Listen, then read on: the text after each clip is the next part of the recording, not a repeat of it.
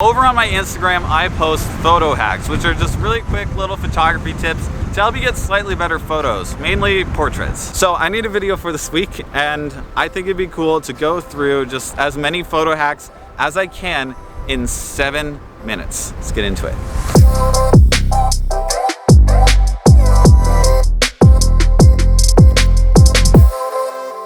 All right, and the clock starts right now. All right, first photo hack, you can put things between the lens and the subject. These are called foreground objects, and they look really cool for certain types of photos. I love doing this in portraits sometimes. I'm gonna pose my friend Angel. Angel, you can introduce yourself. I'm very hungry. Can you sit there?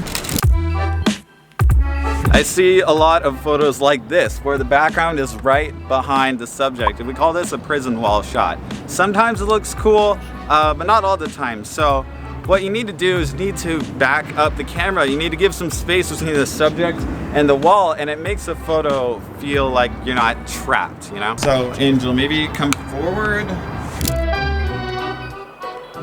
The background is just as important as the foreground. Backgrounds can have all sorts of different colors and contrasts and different shading that just looks really cool. So like right here, I could have Angel sit on these stairs and then have the wide angle lens on him, make sure he's in focus, and it would look really cool, I think. You can also shoot in front of a plain wall. I'm not telling you exactly what to do. Photography rules are subjective, but that's a different vibe. The vibe I'm going for here is more of an urban kind of city feel, and I think a lot of contrast and grays that we get right here are gonna look very cool.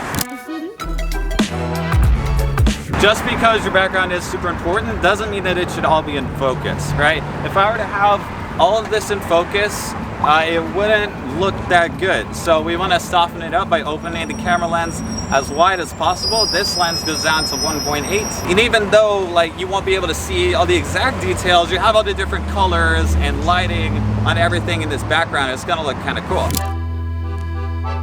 Subframing is when you put the subject of your photo in something else in the frame. So like if we look over here, if I put Angel's head inside of this thing, that'll look pretty cool. See how his head is in this little box made out of these supports for this structure? That is subframing. Subjects tend to look better when the light comes slightly from the side. I mean, it's okay if it's in front. The rules of photography are subjective, they're not laws, but generally it looks better when the light comes a little bit from the side. Also, the lighting tends to look better if it's up higher. If you have light coming from below, it can look cool in certain instances, but most of the time you want the light to come from above the model or whoever's on camera is above their eye level. Can I have you face me so I just come this way? Super basic portraits, just make sure the light's kind of from the side. Normally when you're taking portraits, you want to focus on the subject's eyes, unless like you're doing a close-up of the lips or nose or something.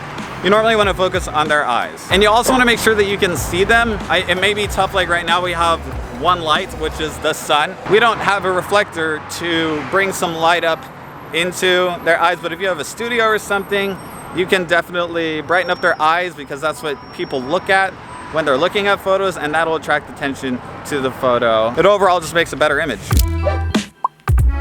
Normally, the bigger the light source, the softer the light is. That means that the lines on the shadows are a little bit more fuzzy, and that's kind of what I normally like for portraits. Now, the biggest exception is the sun, but it is like 93 million miles away, so that makes it look really small. So like the light you see right here is pretty harsh. I don't really have an example for this one because like the sun's all we got. We don't really have a soft light. If you want your subject to smile for a photo, try not to just say smile. Try and tell a joke or create awkward silence or something that gets a smile out of them, or a genuine laugh, because you just don't want to fake that, you know? When I was a kid, a photographer pulled this trick on my siblings and me, and I just never forgot it. It was so genius. Angel, did you know that pigeons die after?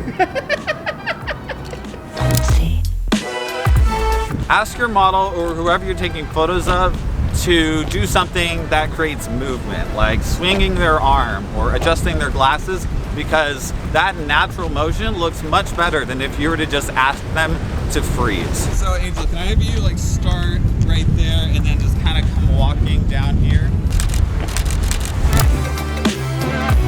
When you're taking photos of someone who like has a blue coat or just any colored coat on, you can go and find a background that has the opposite color on the color wheel. This is called color contrast, and the most popular type of color contrast is actually with blue and orange. The Hollywood look actually isn't with the like foreground and background or subject and background, it's with highlights and shadows. They tint their highlights orange and their shadows teal. That's also why when you see on the jacket, that's why the stitching is orange, so it can contrast with the blue denim. Good point.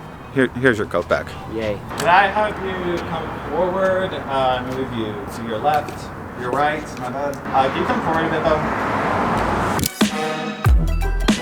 You don't actually need a camera to get good photos. You can totally use your phone. And I know a lot of people say this, that's because it's true, right? This phone has 2 cameras. I mean, only one of them works for some reason. I don't know why, but I've gotten some pretty cool shots with this phone. Just to keep in mind that digital zoom is not nearly as good as optical zoom. Of course, it's easier if you have a phone with multiple cameras at different focal lengths like this iPhone 11, which has a super wide angle, which will look great right here. But if you don't have a phone like this, and this is actually my friend's, I don't have one, you can invest in moment lenses or some other lens system for smartphones that can help you get better phone photos. All right, can I have you sit down on the stairs right here? And my last photo hack for today is that sometimes you have to get in weird positions to get cool photos. Angel is right here on the other side of this window thing. Hey, how you doing, Angel? And like, there's a path over there, but I had to kind of climb on these wooden planks to get to a good vantage point. And that's one thing that I see a lot of the time is people just like only stay at eye level. They don't even get down or get up to get the right shot. They only stick to eye level and they won't kind of leave the main concrete paths or cement paths, even if it means getting a better photo, which a lot of the time it is. Sometimes the photo is more important than you. Can you hold the camera for this? No, hold, you hold this. Oh, okay. Why didn't you just say so? So like goose? You back up.